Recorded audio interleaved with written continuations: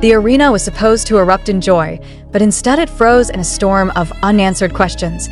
Why did Jungkook suddenly break down in uncontrollable tears right after Jin spoke? What words could have been so powerful, so piercing, that the youngest member of the group could not hold back his emotions in front of thousands? And why did this specific moment strike armies with a wave of shock, confusion, and heartbreak that still lingers long after the stage lights dimmed? This was not a rehearsed act, not part of the spectacle. It was raw, spontaneous, and unfiltered. Jungkook, the performer renowned for his composure under pressure, folded under an invisible weight the second Jin uttered his words.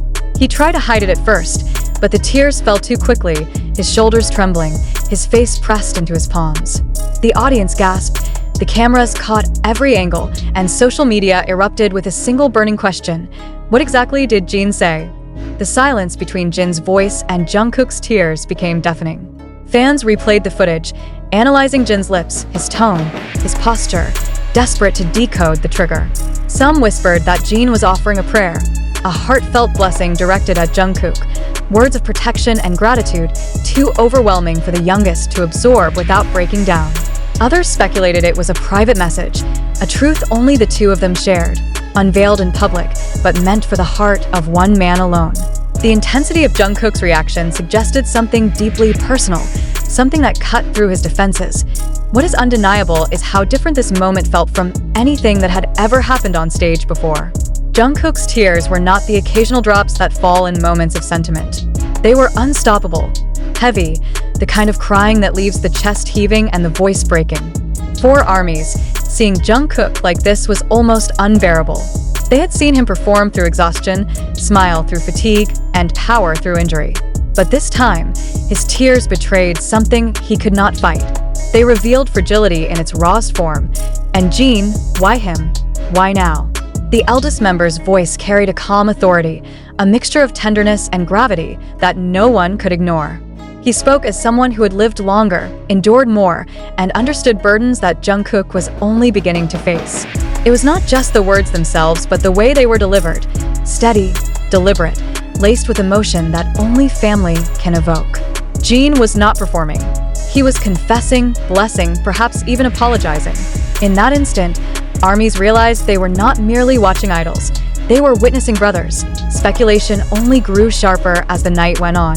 Did Jin use that moment to express a prayer for Jungkook's future, a plea that he stays strong no matter what lies ahead? Did he remind Jungkook of his worth, his struggles, and his irreplaceable place in their shared story? Or was it a deeper, more private sentiment?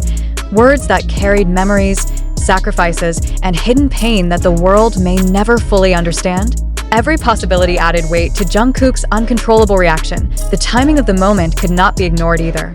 Jin, standing at a phase of life that demanded reflection and resilience, chose to direct his words at Jungkook, the youngest, the one who often carries the expectations of endless strength. Fans quickly asked, where were the other members in this moment? Why was it only Jin speaking and only Jungkook breaking? The absence of visible reactions from the others only intensified the spotlight on the two, making the exchange even more intimate, almost isolating. It was as if the entire arena disappeared, leaving only Jin's voice and Jungkook's tears. As the footage spread, armies worldwide voiced the same haunting curiosity. What kind of words can make someone as resilient as Jungkook cry so hard? Theories spiraled across fan communities. Some believed Jin's words were a prayer of protection, something so selfless and heartfelt that Jungkook could not contain his gratitude. Others suggested it was a farewell-like blessing, a message acknowledging both struggle and triumph, whispered at the edge of a chapter closing. And others still insisted it was a reminder of their bond, their shared sacrifices, their journey together as brothers, not just performers. Jungkook's visible struggle to regain composure only heightened the tension. He wiped his tears, looked down, and bit his lip, but the emotion surged stronger than his attempts to hide it. Fans could see his eyes swollen, his cheeks wet, his body bent forward as though weighed down by emotions he had carried silently for too long. The sobs were not staged. They were heavy, uncontrolled, and filled with truths no words could easily explain. Jin, for his part, did not back away. His gaze stayed on Jungkook, unwavering, almost paternal. This was not a moment of embarrassment or shame. It was a moment of acknowledgement.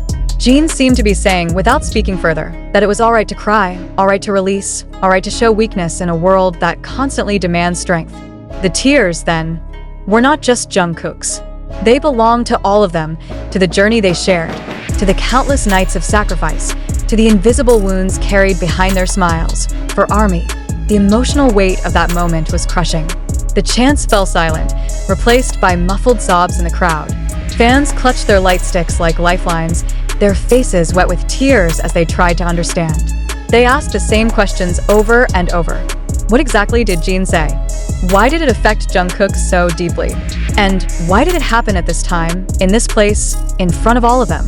These questions became the heartbeat of the aftermath, echoing across every discussion, every replay, every sleepless night spent analyzing the scene. IT is rare for a single sentence, one that most could not even hear clearly, to change the entire atmosphere of an arena.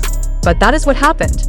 Jin's words, followed by Jungkook's tears, redefined the night. The performance, the music, the spectacle, all of it faded into the background, overshadowed by the vulnerability that erupted on stage. For once, the world was not focused on choreography or precision but on raw humanity. In the end, the truth of what Jin said may remain known only to the two of them. Yet the impact is undeniable. Jungkook's tears were real, his reaction uncontrollable, his emotions stripped bare in front of millions. Armies will continue to ask, to speculate, to replay, because this was not a forgettable incident. It was a revelation of love, of pain, of brotherhood, of fragility. The question lingers, unanswered but unavoidable.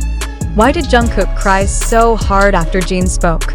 Was it a blessing, a prayer, a reminder, or a truth too heavy to carry in silence? Whatever the reason, one thing is certain. That night, the bond between Jin and Jungkook was laid bare, and the world will never forget the sight of a young man weeping uncontrollably after hearing words that may have changed everything. The emotional weight of Jungkook's uncontrollable tears following Jin's words has become a subject of global discussion. Yet, one must pause and ask, do we, as observers, truly understand what happened? Or are we merely consuming fragments of an event reconstructed through the lenses of media, social networks, and viral narratives? Can we confidently say that Jungkook's breakdown was entirely spontaneous? Or should we consider the uncomfortable possibility that such moments might sometimes be amplified, framed, or even manipulated to trigger global attention? The question is not intended to diminish the sincerity of Jungkook's emotions, nor to undermine Jin's role in shaping the emotional atmosphere of the stage. Instead, it is to push us, the viewers, into a state of intellectual tension.